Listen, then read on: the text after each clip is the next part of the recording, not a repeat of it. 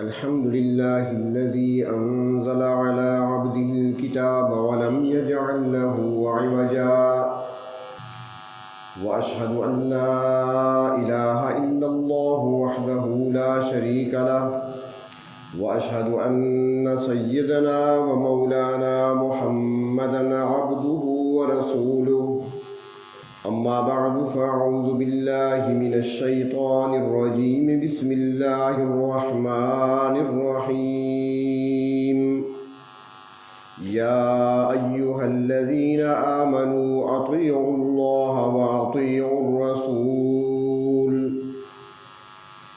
صدق الله مولانا العظيم مولاي صل وسلم دائما أبدا على حبيبك خير الخلق كلهم. قابل احترام بزرگوں اور عزیز دوستوں، آج کے خطبہ جمعہ میں آپ کی خدمت میں جو عرض کرنا ہے اس میں حدیث کی تعریف، حدیث کی اقسام اور حدیث شریف کی اہمیت اور ضرورت، یہ تین باتیں عرض کرنی ہیں. جیسا کہ پہلے عرض کیا تھا کہ فتنوں کا دور ہے، ہر طرف سے مختلف انداز سے گمراہی کے دروازے کھولے جا رہے ہیں. الیکٹرانک میڈیا کے ذریعے اور پرنٹ میڈیا کے ذریعے ایسی باتیں پھیلائی جاتی ہیں جن سے ہمارے سادہ قسم کے مسلمان جوانوں کے اذہان کو خراب کیا جاتا ہے اور پھر ان کا اعتماد اٹھ جاتا ہے دین سے اور دین کے اصولوں سے. اس سلسلے میں ایک فتنہ یہ بھی ہے کہ کہا جاتا ہے کہ اللہ تبارک و تعالی کی کتاب قرآن مقدس جو کہ اللہ کا کلام ہے، انسانیت کی ہدایت اور رہنمائی کے لیے نازل فرمایا گیا ہے. تو اس کتاب کے بعد، اللہ کے کلام کے بعد حدیث کی کیا ضرورت ہے؟ کون سی ایسی بات ہے، کون سا ایسا مسئلہ ہے جو قرآن حکیم میں بیان نہ کیا گیا ہو؟ اور پھر وہ قرآن پاک کی اپنی منمانی تشریحات کر کے لوگوں کے اذہان کو خراب کرتے ہیں. حدیث شریف کی اہمیت کیا ہے؟ دین اسلام میں اس کی کیا ضرورت ہے؟ کیا اس کے بغیر قرآن کو سمجھا جا سکتا ہے؟ تو اس سلسلے میں چند گزارشات عرض کرنی ہے. پہلی بات تو یہ سمجھیں کہ حدیث عربی زبان کا لفظ ہے اور اس کا لغوی معنی لغت کے اعتبار سے وہ ہوتا ہے بات، یعنی بات چیت، گفتگو، یہ اس کا معنی ہے. لیکن جب ہم اسے اصطلاحی طور پر استعمال کرتے ہیں، اس کا اصطلاحی معنی مراد لیتے ہیں، شرعی طور پر حدیث اسے کہا جاتا ہے، تو پھر حدیث کا معنی نکلتا ہے کہ نبی اکرم صلی اللہ علیہ وسلم کے مبارک اقوال، آپ کا قول، آپ کا فعل، آپ نے جو کچھ کیا، آپ نے جو کچھ ارشاد فرمایا، وہ حدیث کہلاتا ہے. حدیث شریف کی 4 قسمیں ہیں. ایک حدیث قولی ہے، ایک حدیث فعلی ہے، تیسرے نمبر پر حدیث تقریری ہے اور چوتھے نمبر پر حدیث قدسی ہے. یہ 4 قسمیں ہیں حدیث شریف. حدیث قولی وہ حدیث ہے جو کچھ آپ صلی اللہ علیہ وسلم نے ارشاد فرمایا. مثلا نبی اکرم صلی اللہ علیہ وسلم نے ارشاد فرمایا انما الاعمال بالنیات، اعمال کا دار و مدار نیتوں پر ہے، یہ حدیث قولی ہے۔ آپ نے ارشاد فرمایا، آپ نے فرمایا کہ صلوا کما رأیتمونی اصلی، نماز پڑھو ایسے جیسے کہ مجھے نماز پڑھتے ہوئے دیکھتے ہو۔ تو یہ قولی حدیث ہے۔ ایک روایت میں آتا ہے کہ لا صلاۃ الا بحضور القلب، نماز قبول نہیں ہوتی مگر حضور قلب کے ساتھ، یعنی غافل دل والی نماز قبول نہیں ہوتی۔ یہ احادیث قولی ہے۔ دوسری قسم ہے حدیث فعلی، یعنی آپ صلی اللہ علیہ وسلم نے جو عمل کیا، کوئی کام کیا اور ہمیشہ اسی پر قائم رہے، اس میں ساری باتیں آتی ہیں، آپ کا رہن سہن، آپ کا اٹھنا بیٹھنا، آپ کا کھانا پینا، آپ ایسے تناول فرماتے کھانا، آپ اس طریقے پر سویا کرتے تھے، آپ اس طریقے سے چلا کرتے تھے، آپ کی گفتگو کرنے کا انداز یہ تھا، اس طریقے سے آپ بولتے تھے، اس طریقے سے آپ سواری پہ سوار ہوتے تھے، اس طریقے سے آپ نے حج کیا، اس طریقے سے آپ نے روزہ رکھا۔ یہ حدیث فعلی ہے، یعنی جو کام آپ صلی اللہ علیہ وسلم نے کیے، صحابہ کرام نے دیکھے، آگے بیان کر دی۔ تیسری قسم حدیث تقریری ہے، اور اس کا مطلب یہ ہے کہ آپ صلی اللہ علیہ وسلم کی موجودگی میں آپ کے سامنے ایک کام کیا گیا اور آپ صلی اللہ علیہ وسلم نے اس کام کو ہوتے ہوئے دیکھا اور منع نہیں فرمایا، روکا نہیں، ممانعت نہیں فرمائی، بلکہ خاموشی اختیار کی، تو اس کو حدیث تقریری کہتے ہیں۔ مثال کے طور پر حضرت عمرو بن عاص رضی اللہ تعالیٰ عنہ مشہور صحابی ہیں، گورنر بھی رہے ہیں مصر کے۔ وہ بیمار ہوئے، انہوں نے بیماری کی حالت میں وضو نہیں کیا بلکہ تیمم کر کے نماز پڑھی۔ تیمم کا حکم تو پہلے آ چکا تھا، لیکن اس میں حکم کیا تھا کہ جب تم پانی نہ پاؤ تو پھر تیمم کر لو۔ اب یہاں پر پانی تو تھا لیکن بیماری کی وجہ سے وضو نہیں کیا، تیمم کر لیا۔ اللہ کے محبوب صلی اللہ علیہ وسلم نے سن لیا، آپ نے خاموشی اختیار فرمائی، انہیں روکا نہیں کہ آئندہ ایسا نہ کرنا، ایسا نہیں فرمایا۔ اس کو حدیث تقریری کہتے ہیں۔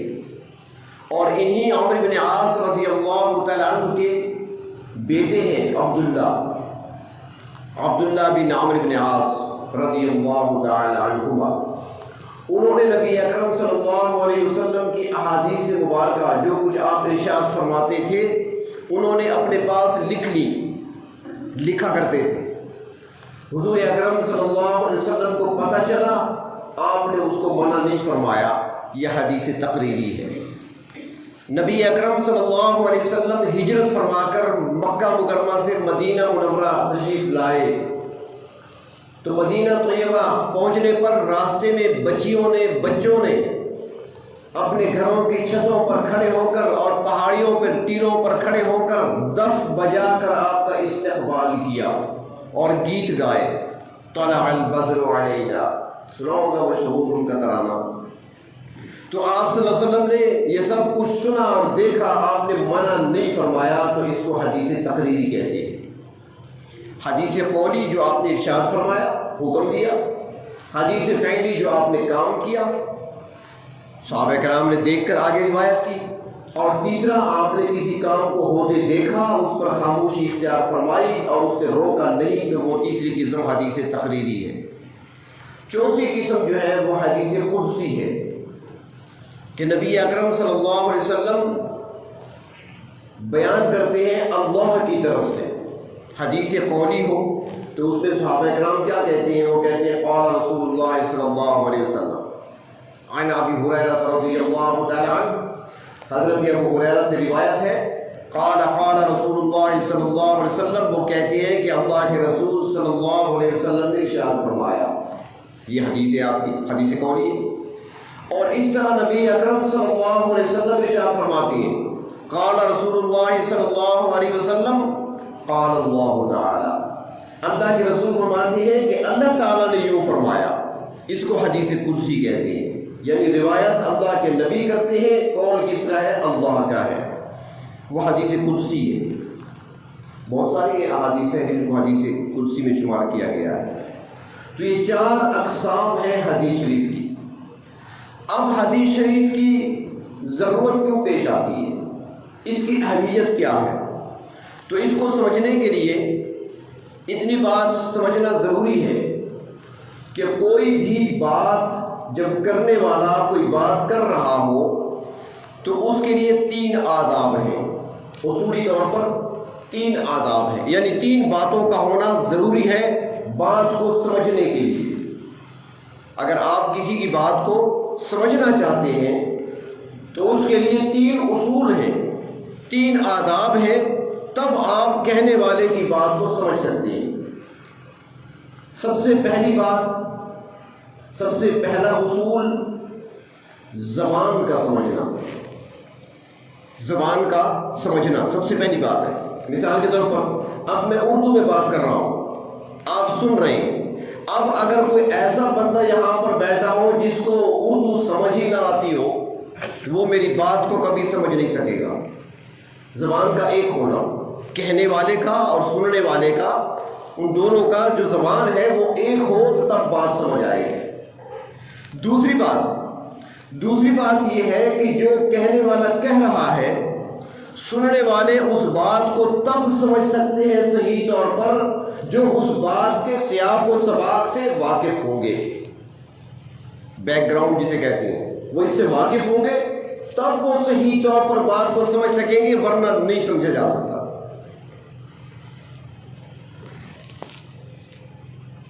مثال کے طور پر میں یہاں پہ بات کر رہا ہوں، نوجوان زیادہ تر میرے مخاطب ہیں اور توجہ بھی جوانوں کی ہوتی ہے، تو میں ان کے لیے وہی جملہ کہوں گا جو ان کے ہاں آج کل زیادہ استعمال ہوتا ہے، پھر سمجھنے میں آسانی ہوگی۔ میں ایک جملہ کہہ دیتا ہوں کہ ایک مسلمان کی حالت یہ ہوتی ہے،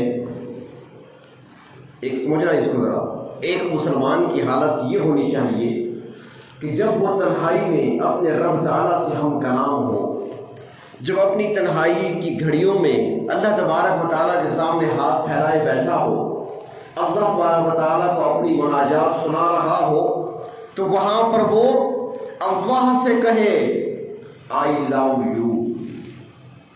یہ جملہ تو سمجھ آئے گا نا؟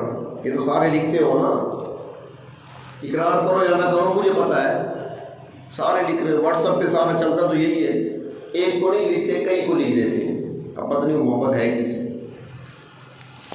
تو اب یہ جملہ میں نے کہہ دیا ایک ترتیب کے ساتھ کہ جب تنہائی میں آپ اللہ تبارک و تعالیٰ کے ساتھ ہم کلام ہوتے ہیں، اپنی مناجات سناتے ہیں، اپنا درد دل سناتے ہیں، اپنا دکھ اللہ کو سناتے ہیں، تو وہاں پر اقرار کر لیا کریں میرے پروردگار آئی لو یو، کہہ دیا میں نے۔ اب ایک شخص گلی میں گزر رہا ہے، میں بات کر رہا ہوں، اس نے میری پہلی بات نہیں سنی، اس کو پتہ نہیں کہ اندر کیا ہو رہا ہے، یہ کہاں پر بات کر رہا ہے، کس سے مخاطب ہے، کس سے بات کر رہا ہے، اس نے صرف ایک ہی جملہ سنا ہے کہ آئی لو یو، تو وہ آگے جا کر کیا کرے گا؟ یار بھائی صاحب تو میں بڑا شریف بندہ سمجھا تھا، تو بڑا بیکار بندہ نکلا، کیوں بھائی یہ تو کسی کو کہہ رہا تھا آئی لو یو، ایسے کہے گا نا، میں نے اپنے کانوں سے سنا ہے، وہ کہہ رہا تھا کسی کو۔ اب سیاق و سباق کا اسے پتہ نہیں ہے تو وہ غلطی کھا گیا، تو کلام کرنے والے متکلم کی بات کو وہ بندہ صحیح طور پہ سمجھ سکتا ہے جو سیاق و سباق سے واقف ہوگا، جسے بیک گراؤنڈ معلوم ہوگا کہ اصل واقعہ کیا ہے۔ تو بات کو سمجھنے کے لیے پہلی بات کرنے والے کی زبان کا سمجھنا، دوسری بات جو بات ہو رہی ہے اس کے سیاق و سباق کے بارے میں علم کا ہونا، اور تیسرا اصول اور تیسرا ادب بات کو سمجھنے کے لیے یہ ہے کہ اگر کسی بات کی سمجھ نہ آئے تو کہنے والے سے پوچھ لینا۔ آپ بیٹھے ہیں، اب آپ کو کوئی جملہ سمجھ نہیں آیا تو نماز کے بعد آپ مجھ سے پوچھ سکتے ہیں کہ آپ نے جو فلاں بات کی ہے اس کا مطلب کیا ہے، وہ ہمیں سمجھ نہیں آئی دوبارہ سمجھا دیں۔ تو یہ تیسرا اصول ہے۔ اب دیکھیں، قرآن حکیم نازل ہوا، قرآن حکیم اللہ کا کلام ہے، رب تعالیٰ نے انسانوں کی ہدایت اور رہنمائی کے لیے بھیجا، تو جس زبان میں نازل ہوا وہ زبان عربی ہے، جو مخاطب تھے اس وقت وہ کون تھے؟ عربی تھے نا، عجم تو نہیں تھے، اردو سرائکی بولنے والے تو نہیں تھے، وہ تو عرب تھے، ان کی زبان میں ہی نازل ہوا، وہی اس زبان کو سمجھ سکتے ہیں۔ اور دوسری بات، وہ اس وقت جو لوگ موجود تھے وہ سیاق و سباق سے بھی واقف ہیں۔ مثلا قرآن کریم میں ہے کہ وہ لوگ ایک موقع پر کہنے لگے حسبنا اللہ و نعم الوکیل۔ اب وہ لوگ جانتے ہیں نا کہ وہ موقع کون سا تھا، وہ کون سا موقع تھا؟ ابو سفیان کی طرف سے کون آیا تھا جس نے آ کر ان کو ڈرایا تھا، دھمکایا تھا کہ بہت بڑا لشکر آ رہا ہے تم پر حملہ آور ہونے کے لیے؟ جب اس نے ڈرانے کی کوشش کی، ان کو مرعوب کرنے کی کوشش کی، تو ان کی زبان پہ آیا حسبنا اللہ و نعم الوکیل۔ اللہ تعالیٰ نے جملہ بیان کر دیا قرآن حکیم میں۔ اب وہ سیاق و سباق کو وہ لوگ جانتے تھے، جب وہ نازل ہوا تو وہی صحیح طور پہ بتا سکتے ہیں کہ یہ آیت کس موقع پر اور کس کے بارے میں نازل ہوئی ہے۔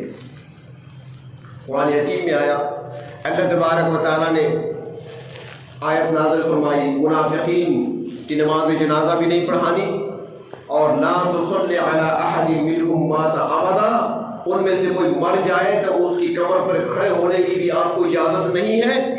تو یہ کس موقع پر نازل ہوئی؟ یہ وہی لوگ بتا سکتے ہیں جو وہاں پر موجود تھے کہ یہ آیت کس موقع پر نازل ہوئی ہے۔ تو بات کو سمجھنے کے لیے پہلا اصول زبان کا ایک ہونا، دوسرا اصول سیاق و سباق سے واقف ہونا، اور تیسرا اصول کہ اگر سمجھ نہ آئے تو پھر بات کرنے والے سے پوچھ لینا۔ اب قرآن کلام کس کا ہے؟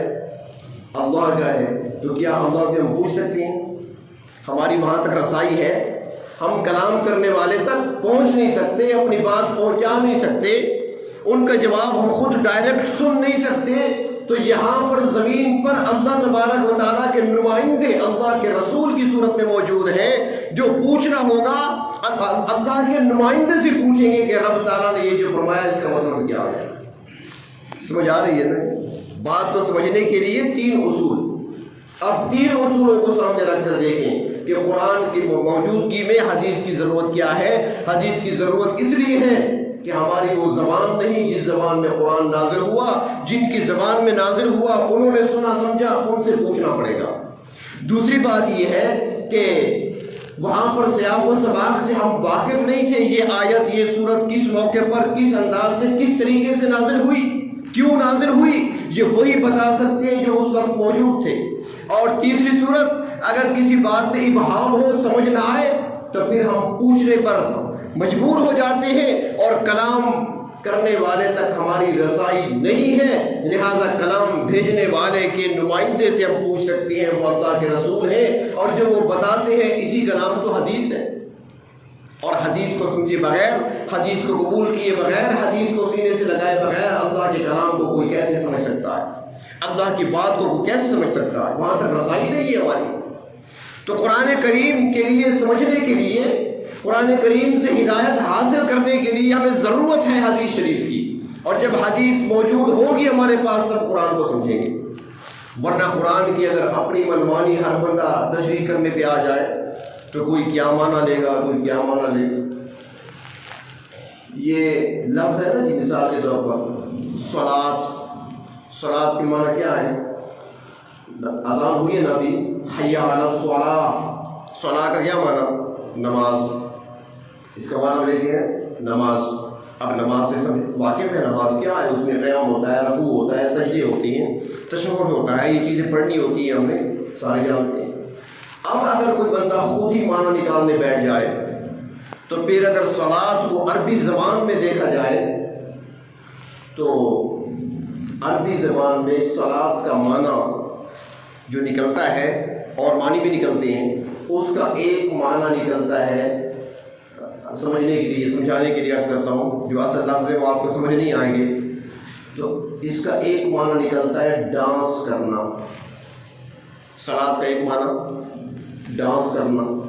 اب وہ معنی کا قرآن کا کوئی اپنا نکالے گا، اقیموا الصلاۃ، نماز قائم کرو گے گا اور ناچنے کے لیے آ جاؤ، بلا لیا حی علی الصلاۃ، اور کوئی ڈانس کرتے ہیں، یہ معنی نکلے گا نہیں۔ قرآن کریم کو سمجھنے کے لیے ضرورت ہے کہ ہمیں کوئی سمجھانے والا ہو، اور سمجھانے والا وہ ہو سکتا ہے جو کلام کرنے والے کا نمائندہ بن کر آئے، کلام کرنے والے متکلم کی طرف سے ہو کر آئے، جو ہمیں وہ معنی بتائے جو متکلم کی مراد اور مقصود ہے، تب تو ہم سمجھ سکتے ہیں، ورنہ اپنے معنی نکالنے بیٹھے گے تو کوئی سمجھ نہیں آئے گی۔ اور دوسری بات یہ ہے کہ قرآن کریم میں بہت ساری چیزیں بیان کر دی گئیں، لیکن اجمالاً اس کی تفصیل نہیں بتائی گئی۔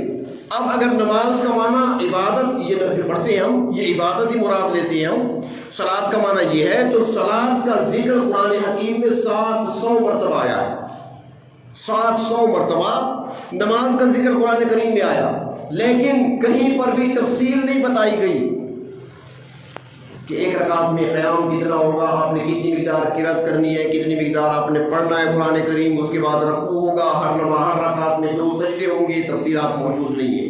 تو یہ تفصیلات کہاں سے ملے گی؟ اللہ کے نبی سے ملے گی، وہ بتائیں گے کہ صلاۃ کیسی ہونی چاہیے۔ اللہ نے تو کہہ دیا اقیموا الصلاۃ، نماز قائم کرو، اب قائم کیسے کرنی ہے، با جماعت کیسے پڑھنی ہے، تو وہ اللہ کے رسول نے بتا دیا۔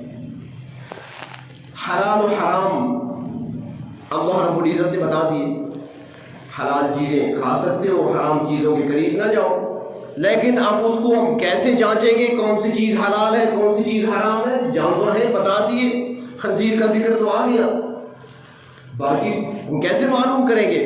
تفسیر اللہ کے نبی نے بتائی کہ وہ جانور جو چیر پھاڑ کر کھانے والے ہیں، دوسرے جانوروں کو، دوسرے زندہ چیزوں کو چیر پھاڑنے والے ہیں، وہ تم پر حرام ہے اور ان کو درندہ کہا جاتا ہے۔ یہ تفصیل آپ کو حدیث میں ملے گی۔ قرآن حکیم میں اللہ تبارک و تعالیٰ نے رشتوں کے بارے میں بتا دیا کہ فلاں فلاں فلاں سے تم نکاح نہیں کر سکتے، اس کے علاوہ باقی عورتوں سے تم نکاح کر سکتے ہو، ایک تفصیل بتا دی۔ اور دوسری جگہ بتا دیا کہ ان تجمع بین الاختین، 2 بہنوں کو اکٹھا بھی نہیں کر سکتے، بیک وقت 2 بہنوں سے نکاح بھی نہیں کیا جا سکتا، اور ایک کے بعد دوسری آ سکتی ہے، لیکن بیک وقت 2 بہنوں سے نکاح نہیں کیا جا سکتا، یہ قرآن میں آ گیا۔ لیکن اللہ کے نبی نے اس کی مزید تشریح فرمائی کہ جس طرح تم 2 بہنوں سے نکاح اکٹھا نہیں کر سکتے، اسی طرح اسی حکم میں داخل ہے کہ اپنی بیوی کی پھوپھی سے بھی نکاح نہیں کر سکتے، اپنی بیوی کی خالہ سے بھی نکاح نہیں کر سکتے۔ اب یہ تفصیل کس نے بتائی ہمیں؟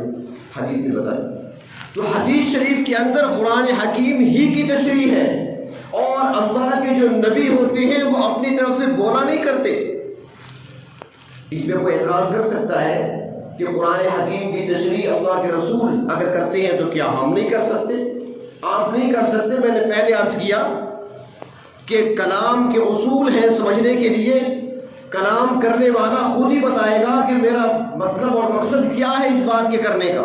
جب تک وہ خود نہیں بتائے گا سننے والا اس کو سمجھ نہیں سکتا۔ اور اللہ کے نبی جو بتاتے ہیں وہ اپنی طرف سے نہیں بتاتے، وہ پروردگار عالم جس کا کلام ہے انہی کی طرف سے بتاتے ہیں، کیونکہ نبی کے بارے میں عقیدہ کیا ہے؟ قرآن کیا کہتا ہے؟ وما ينطق عن الهوى ان هو الا وحی یوحى، کہ جو پیغمبر ہے نطق ان کا نہیں ہے، جو زبان سے الفاظ نکلتے ہیں لفظ تو انہی کے ہیں لیکن آتے اوپر سے، اپنی مرضی سے نبی نہیں بولتے، نبی اللہ کے حکم سے بولتے ہیں، ان کا ہر بول، ہر قول، ہر بات وہ اللہ کی طرف سے ہوا کرتی ہے۔ تو جو تشریح اللہ کے رسول فرما رہے ہیں یہ الفاظ تو اللہ کے رسول کے ہیں، لیکن بات کس کی ہے؟ اللہ کی ہے، وہی اللہ کی بات ہی بتا رہے ہیں۔ تو قرآن اللہ کا کلام ہے، اس کی تشریح بھی اللہ تعالیٰ اپنے نبی کی زبان سے ہی بتلا رہے ہیں۔ تو قرآن حکیم کو تو محفوظ کر لیا گیا، وہ ایک الگ عنوان ہے، انشاءاللہ زندگی رہی تو اس پر گفتگو ہوگی کبھی اپنے موقع پر۔ تو حدیث شریف کے بارے میں ایک اعتراض یہ کیا جاتا ہے کہ حدیث شریف کو ہم کیسے تسلیم کر لیں کہ یہ تو بعد میں لکھی گئی، 150 سال گزرنے کے بعد اس کو لکھا گیا، 200 سال گزرنے کے بعد اس کو لکھا گیا، ہم کیسے اعتماد کریں؟ تو یہاں پر یہ بات بھی سمجھیں کہ صحابہ اکرام جو تھے وہ نبی اکرم صلی اللہ علیہ وسلم سے انتہا درجے کی محبت کرنے والے تھے، ایسی محبت کہ اس محبت کا ہم سوچ بھی نہیں سکتے۔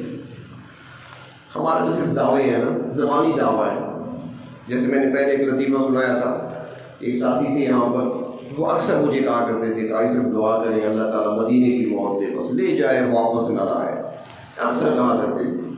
قسمت کی بات ہے کہ حج پہ اکٹھے ہو گئے، وہ بھی آئے ہوئے تھے کسی اور گروپ میں، وہاں پر ملاقات ہو گئی ہماری مدینہ منورہ میں۔ تو میں نے ان سے کہا بڑی تمنا تھی آپ کی، بڑی خواہش تھی، ہمیشہ مجھے دعا کے لیے کہا کرتے تھے آؤ مل کر دعا کرتے ہیں۔ مسجد نبی سے باہر بیٹھے ہوئے تھے، انہوں نے کہا کون سی دعا؟ میں نے کہا وہ بقیع قبرستان سامنے ہے، اسی میں دفن ہونے کی دعا کیا کرتے تھے نا، کرایا کرتے تھے، آج دعا کر لیتے ہیں اللہ تعالیٰ واپس نہ لے جائے، آپ بقیع کا دفن دیں۔ فوراً میرے منہ پہ ہاتھ رکھ دیا، کہا صاحب میرے چھوٹے چھوٹے بچے ہیں، خیال کریں۔ ہمارا عشق تو ایسا ہے، ہم تو زبانی دعوے کرتے ہیں، اندر کچھ نہیں، جب موقع آتا ہے تو بھاگ جاتے ہیں۔ وہ ایک خاتون تھی نا، بوڑھی عورت تھی، تو اس کی پوتی بیمار ہو گئی، اس کو اپنی پوتی سے بڑی محبت تھی، وہ بیمار ہوئی بیچاری، تو اب یہ بوڑھی عورت بیٹھی ہے اس کے سراہ میں، دیکھا بڑی تکلیف میں ہے، تو وہاں پر دعا کے لیے ہاتھ اٹھائے، میرے پروردگار بچی ہے، ابھی چھوٹی عمر ہے، اس نے ابھی دیکھا ہی کیا ہے، میں تو عمر گزار چکی ہوں، 80 سال کو 75 سال کو پہنچ چکی ہوں، اللہ میری عمر اس کو لگا دے، اس کو زندگی دے دے، اگر اس کی موت آنی ہے نا تو اس کی جگہ مجھے اٹھا لے، بس اس کو میری زندگی بھی لگا دے، اس کو لمبی عمر دے دے، دعا مانگ رہی ہے۔ ابھی وہ دعا مانگ رہی تھی تو ایک اور بات ہو گئی، اور وہ یہ کہ دیہاتی علاقہ تھا، دیہاتی علاقوں میں جانور بھی ہوتے ہیں، لوگوں کے گھروں میں گائے بھی ہوتی ہے، بیل بھینس بھی ہوتی ہیں، بکریاں بھی ہوتی ہیں، تو ایک کوئی دیگچہ پڑا ہوا تھا، رات کو کوئی پلاؤ وغیرہ بنا ہوگا کسی گھر میں، تو وہ تھوڑے چاول وغیرہ بچے ہوں گے، تو ایک گائے آئی، اس نے منہ ڈالا کھانے کے لیے، وہ جب دیگچے میں منہ ڈالا نا تو وہ دیگچہ اس کے سینگوں میں اٹک گیا، پھنس گیا، اب اس کا منہ دیگچے میں پھنسا ہوا، اب بیچاری گائے پریشان ہوئی، دوڑ رہی ہے، نظر تو کچھ آ نہیں رہا، آنکھیں تو اس کی بند ہو گئی، کبھی اس دیوار میں ٹکر، کبھی اس دیوار میں ٹکر، وہ کرتے کرتے ایک گھر میں گھس آئے۔ اس بوڑھی خاتون کی نظر پڑی تو وہ کالا دیگچہ تھا اس کے منہ پر، اس نے سمجھا کہ ملک الموت آ گئے، یہ اسرائیل ہے، آ گئے، ابھی میں نے دعا مانگی تھی اللہ مجھے اٹھا لے، اس کو بچا لے، جب اس کو آتے دیکھا ہاتھ جوڑ کر کہنے لگی کہ میں بیمار نہیں ہوں، یہ بیمار ہے، میں نہیں مرنے والی، اس نے مرنا ہے، روح اس کی نکال لے۔ تو ہماری محبت تو ایسی ہی ہے، ہمارا عشق تو ایسا ہی ہوتا ہے، لیکن صحابہ کرام کو حقیقی محبت تھی اللہ کے محبوب سے، اور اس کا اگر دیکھنا ہو تو مخالف کی زبان سے سنیے، تعریف وہ ہے جو مخالف کرے۔ اور وہ بن مسعود آئے تھے جب حدیبیہ کے مقام پر نبی اکرم صلی اللہ علیہ وسلم کو اور آپ کے صحابہ کو روک لیا گیا تھا، جب آپ عمرہ ادا کرنے کے لیے جا رہے تھے سن 6 ہجری میں، تو اس موقع پر مشرکین مکہ کی طرف سے ان کا نمائندہ بن کر اور گفتگو کرنے کے لیے ترجمان بن کر آیا تھا، بات کرنے کے لیے اللہ کے رسول صلی اللہ علیہ وسلم سے حدیبیہ کے مقام پر۔ اس عروہ نے بڑا ہوشیار اور بڑا پڑھا لکھا شخص تھا، بڑا سمجھدار تھا، ہر ایک چیز کو بغور دیکھ رہا تھا، تو اس نے آ کر گفتگو کی تھی اللہ کے رسول صلی اللہ علیہ وسلم سے، اور گفتگو کرنے کے بعد جب واپس اپنی قوم کی طرف گیا، مکہ کی طرف گیا، تو سارے جماعت سردار کے عروہ واپس آ گیا، کیا حال لے کر آیا ہے۔ جب وہ آیا تو عروہ کہنے لگا اے مکہ کے رئیسو، اے مکہ کے سرداروں، مکہ والوں سنو، میں نے بڑے ملکوں کے دورے کیے ہیں، میں نے بڑے بڑے بادشاہوں کے دربار دیکھے ہیں، میں نے بادشاہوں کی رعایا بھی دیکھی ہے، میں نے ان کے سپاہی اور خدام بھی دیکھے ہیں، میں نے ان کے خدمتگار اور ان کے غلام اور ان کی باندیوں کو بھی دیکھا ہے، لیکن یاد رکھو میں نے آج محمد کے غلاموں کو بھی دیکھا ہے۔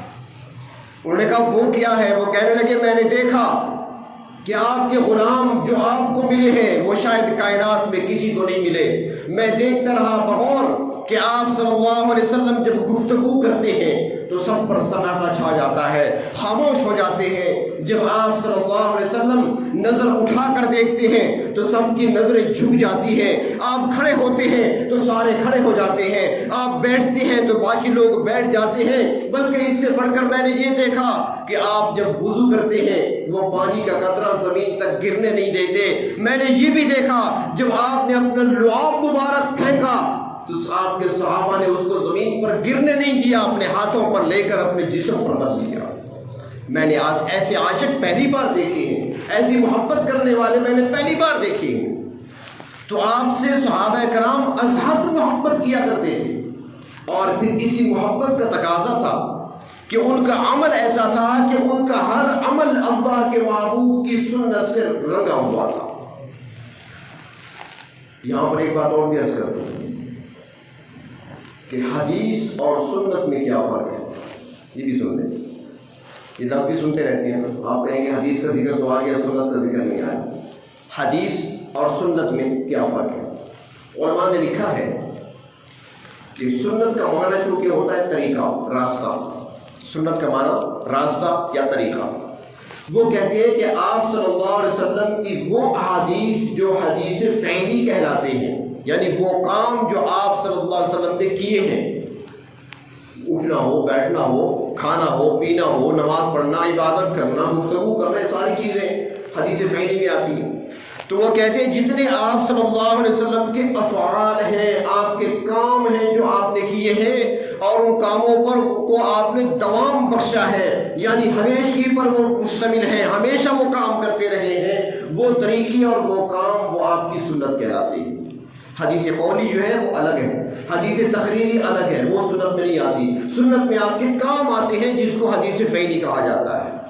تو صحابہ کرام نے آپ کی زندگی کو ایسا اپنی زندگی میں سمو لیا تھا کہ عبداللہ ابن عمر رضی اللہ تعالیٰ جا رہے ہیں سفر پر، راستے میں ایک جگہ سواری کو روکا، اور روکنے کے بعد 2 رکعت نماز پڑھی، نفل پڑھے، پھر سواری پہ سوار ہوئے، آگے چل پڑے۔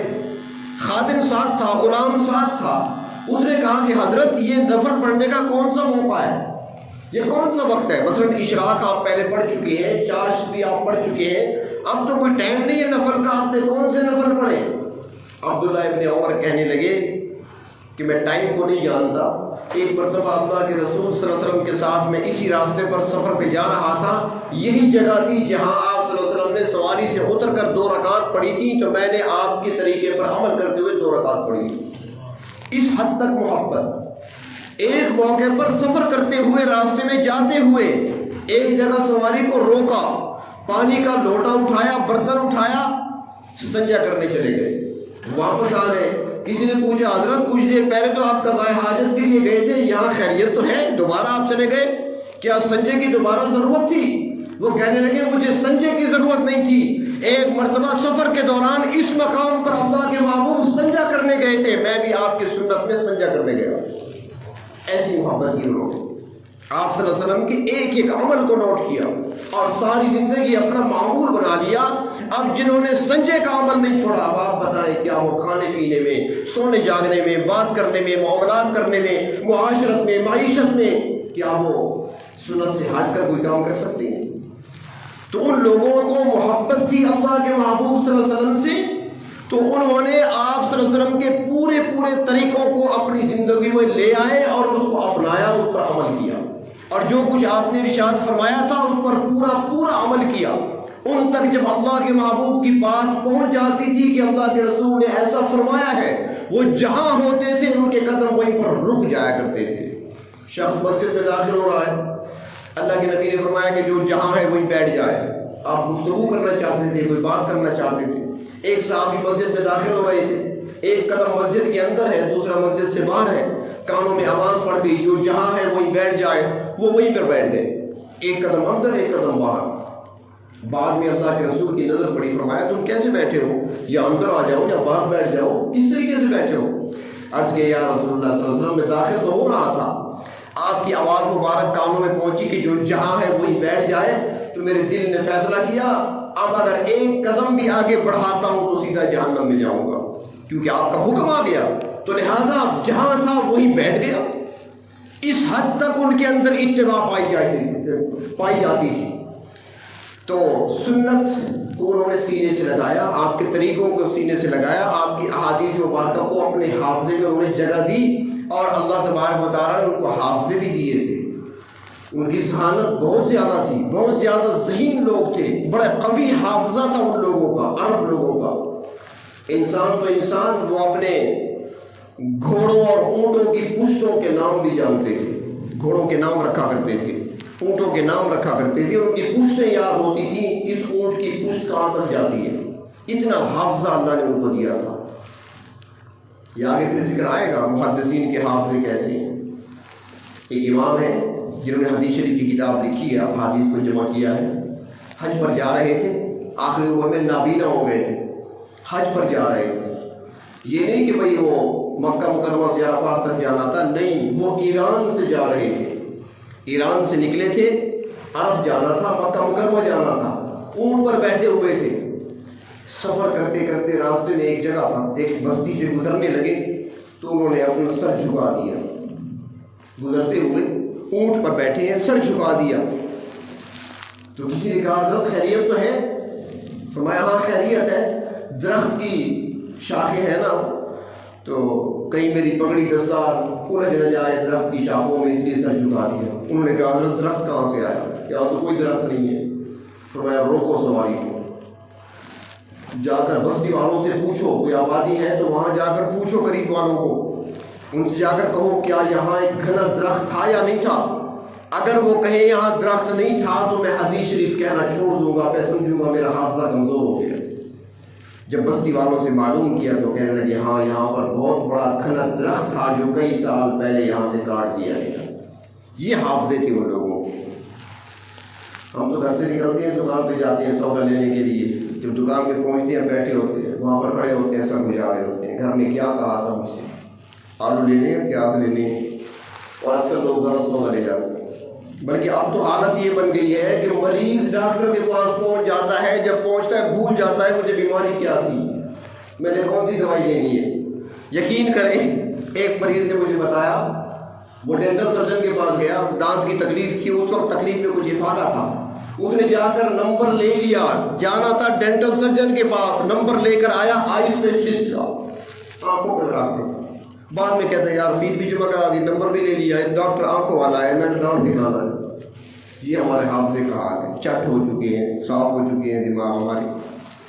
تو بہرطور صحابہ کرام اور عرب کے لوگ ذہین لوگ تھے، حافظہ ان کا قوی ہوتا تھا، انہوں نے ساری باتوں کو زبانی یاد رکھا، لیکن اس کے باوجود انہوں نے احادیث مبارکہ کو لکھا ہے۔ یہ جو کہتے ہیں نا کہ احادیث مبارکہ کو نہیں لکھا گیا، لکھی ہوئی احادیث موجود تھیں۔ حضرت انس بن مالک رضی اللہ تعالیٰ عنہ، حضرت انس کے پاس احادیث مبارکہ لکھی ہوئی موجود تھیں۔ حضرت عمرو بن عاص کے بیٹے حضرت عبداللہ، ان کے پاس احادیث لکھی ہوئی موجود تھیں۔ حضرت ابو ہریرہ رضی اللہ تعالیٰ عنہ، جن سے 5000 سے زیادہ احادیث مروی ہیں، ان کے پاس بھی احادیث لکھی ہوئی موجود تھیں۔ حضرت علی المرتضیٰ کے پاس بھی احادیث لکھی ہوئی موجود تھیں۔ حضرت معاذ بن جبل رضی اللہ تعالیٰ عنہ کے پاس بھی کچھ لکھی ہوئی احادیث موجود تھیں۔ صحابہ کرام کے دور میں بھی نبی اکرم صلی اللہ علیہ وسلم کی حیات طیبہ میں صحابہ کرام کے پاس کچھ کے پاس احادیث مبارکہ لکھی ہوئی موجود تھی۔ یہ بات غلط ہے کہ لکھی موجود نہیں تھی، ہاں ساری موجود نہیں تھی۔ دوسری بات یہ ہے کہ صحابہ کرام کے بعد جو اگلا دور تابعین کا آیا، اس دور میں بھی احادیث کو لکھا گیا، لیکن چونکہ منتشر تھی۔ اس دور میں ایک کتاب لکھی گئی امام مالک رحمۃ اللہ علیہ نے، موطا امام مالک کے نام سے مشہور کتاب ہے، آج بھی مل جاتی ہے ہر لائبریری میں، کسی بھی عالم کی لائبریری میں جا کر دیکھ سکتے ہیں۔ موطا امام مالک مدارس میں پڑھائی جاتی ہے۔ یہ سب سے پہلی ایک ترتیب کے ساتھ لکھی ہوئی کتاب ہے حدیث مبارکہ پر۔ اور اس کے بعد تبع تابعین کا جب دور آتا ہے تو انہوں نے جب دیکھا کہ حالات بگڑ رہے ہیں، عجم کے لوگ اسلام میں داخل ہو چکے ہیں، اسلام پھیل چکا ہے، اب جہاں پر سچے لوگ تھے وہاں کچھ جھوٹے لوگ بھی آ گئے، کچھ لوگ وہ بھی آ گئے جو پرانی کہانیاں سنانے والے ہیں، تو اب احادیث کے اندر ملاوٹ ہو جانے کا خطرہ ہے، کہیں ایسی بات شامل نہ ہو جائے جو اللہ کے نبی نے نہ فرمائی ہو اور آگے بیان کر دیے جائے کہ اللہ کے نبی کا فرمان ہے اور وہ بات غلط ہو۔ تو لہٰذا وقت ہے کہ ہم چھانٹی کریں، جو صحیح احادیث ہیں ان کو الگ کیا جائے، جو لوگوں کی عام اور غلط باتیں ہیں ان کو نکال دیا جائے۔ تو اس کے لیے پھر کام شروع ہوا باقاعدگی کے ساتھ، لیکن اس کے لیے بھی شرائط رکھی گئی، اصول وضع کیے گئے۔ ایسا نہیں کہ ہر بندہ جو حدیث سنا ہے اس کو لکھ لو کتاب میں، ایسا نہیں ہوا۔ یہ کوئی تاریخ کی کتاب نہیں لکھی جا رہی تھی، اللہ کے محبوب کے فرامین کو، احکام کو، افعال کو، اعمال کو لکھا جا رہا تھا۔ اس کے لیے اصول بنائے کہ جس شخص کی حدیث ہم لیں گے پہلے دیکھیں گے اس شخص کے اندر تقویٰ کتنا ہے، وہ بندہ متقی کتنا ہے، کیا وہ جھوٹ تو نہیں بولتا، کیا اس نے کبھی کسی کو دھوکہ تو نہیں دیا، کیا کبھی کسی عدالت نے اس پر فرد جرم عائد تو نہیں کی، وہ کس مزاج کا بندہ ہے، اخلاقیات اس کی کیا ہے، ایمانیات میں کس مقام پر ہے، اس کے اندر کس حد تک سچائی پائی جاتی ہے، صداقت پائی جاتی ہے، وہ اس کو خوب جانچنے کے بعد اس سے حدیث نقل کیا کرتے تھے اور پھر اس پر مزید گواہ بھی تلاش کرتے تھے۔ اور یہ صحابہ کرام کے دور سے بھی ایسا رہا تھا، تحقیق کرنا، اللہ کے نبی کے قول کی تحقیق کرنا۔ ایک حدیث شریف میں آتا ہے کہ مشہور صحابی ہے حضرت ابو موسیٰ اشعری رضی اللہ تعالیٰ عنہ، مشہور صحابی ہے، یہ مرتبہ حضرت عمر کے پاس آئے اور حضرت عمر رضی اللہ تعالیٰ عنہ کے سامنے ایک بات کر دی کہ اللہ کے رسول صلی اللہ علیہ وسلم نے ایسا فرمایا، حدیث سنا دی۔ حضرت عمر نے فوراً فرمایا کہ کیا اس پر تمہارے پاس کوئی گواہ بھی ہے؟ واقعی اللہ کے رسول نے فرمایا کوئی اور شخص بھی گواہی دے سکتا ہے؟ انہوں نے کہا بالکل ہے۔ چنانچہ وہ گئے اور دوسرے انصاری صحابی ہیں، مشہور صحابی ہیں، حضرت ابو سعید خدری رضی اللہ تعالیٰ عنہ، ان کے پاس گئے اور ان کو بلا کر لے آئے کہ ان سے پوچھ لو یہ گواہی دیں گے۔ انہوں نے کہا بالکل ٹھیک کہتے ہیں، اللہ کے رسول نے ایسے فرمایا تھا۔ تو حضرت فاروق اعظم نے فرمایا کہ میرا مقصد یہ نہیں تھا کہ میں تمہیں جھوٹا ثابت کروں، میرا مقصد یہ نہیں تھا کہ آپ نے جھوٹی روایت بیان کی ہے، لیکن میں بتانا چاہتا تھا کہ اصول بات میں یہ ہونا چاہیے، اصول یہ ہونا چاہیے کہ بات پکی ہونی چاہیے، اس کے اندر کسی قسم کا شک و شبہ نہیں ہونا چاہیے، اور اللہ کے نبی کی طرف جب بات منسوخ کر دی جائے تو اس پر گواہ بھی ہونا چاہیے۔ تو بعد کے محدثین نے انہی کو اصول بنا کر اور انہی اصولوں کے مطابق انہوں نے احادیث کو یکجا کرنا شروع کیا۔ انشاءاللہ زندگی رہی تو آئندہ جمعہ تدوین حدیث کی تاریخ کیا ہے اس پر انشاءاللہ کچھ عرض کریں گے۔ یہ باتیں کچھ ہیں تو خشک لیکن آپ کے لیے مفید ہیں اور اس دور کی ضرورت ہے، اس لیے عرض کی جا رہی ہے۔ اللہ تبارک و تعالی ہمیں ہر قسم کی فتنوں سے اور گمراہی سے